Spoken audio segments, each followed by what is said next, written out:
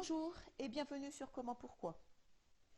Le cœur des mathématiques est l'art de la démonstration. Profitons de ce chapitre sur les puissances d'un nombre réel pour aborder quelques démonstrations.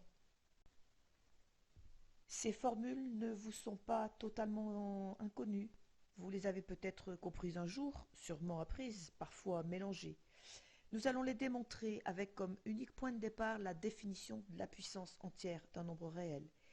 Ces exercices de démonstration ont plusieurs vertus. Comprendre d'où viennent les formules pour mieux les retenir et manipuler les différentes notions pour s'habituer au calcul. C'est parti, on se concentre. Tout d'abord, on donne la définition de la puissance entière d'un nombre réel. Si n est un nombre entier naturel, positif, non nul, la puissance n d'un nombre réel a est notée a puissance n. C'est le résultat de n-1 multiplication de a par lui-même. L'opération comporte donc n fois le terme a et n-1 fois le signe multiplié. Si n égale 1, l'opération a puissance 1 comporte 0 multiplication. Et on a a puissance 1 égale a tout seul. Un nombre à la puissance 1 est égal à lui-même. Il n'est donc pas nécessaire d'écrire la puissance 1, mais il est important de l'avoir à l'esprit pour des calculs plus complexes.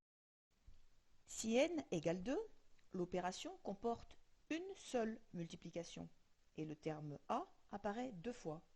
A fois a se note a puissance 2 et se dit a au carré. L'opération puissance est prioritaire sur la division et la multiplication, qui sont elles-mêmes prioritaires sur l'addition et la soustraction. Dans l'expression a plus b fois c puissance n, la multiplication entre b et c puissance n est prioritaire sur l'addition avec a, et à l'intérieur de cette multiplication, l'opération puissance n sur c est prioritaire sur la multiplication avec b. Dans l'exemple numérique qui suit, on a 5 plus 4 fois 2 puissance 3 égale 5 plus 4 fois 8, 8 étant le résultat de 2 puissance 3, égale 5 plus 32, 32 étant le résultat de 4 fois 8, égale 37. À partir de la définition, nous allons démontrer quelques règles de calcul. Tout d'abord, si n et p sont des entiers strictement positifs et a un réel, comment transformer la multiplication de a puissance n par a puissance p? Comme l'indique la définition, on écrit que a puissance n est la multiplication de a par lui-même, où le terme a apparaît n fois, et que a puissance p est la multiplication de a par lui-même, où le terme a apparaît p fois.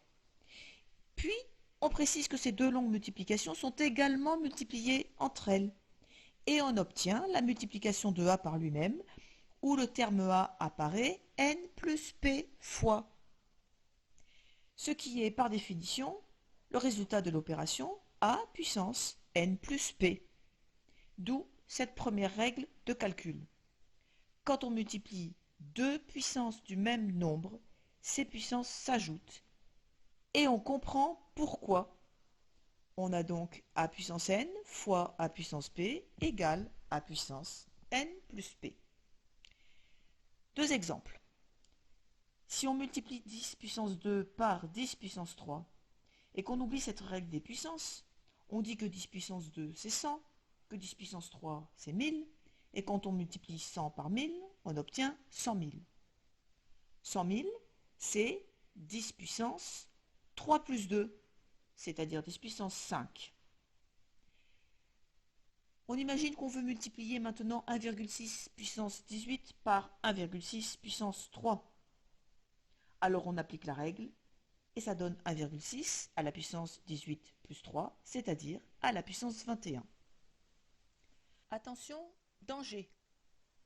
Si on veut additionner deux puissances différentes d'un même nombre, il n'existe pas de règle pour pouvoir simplifier l'expression et la transformer.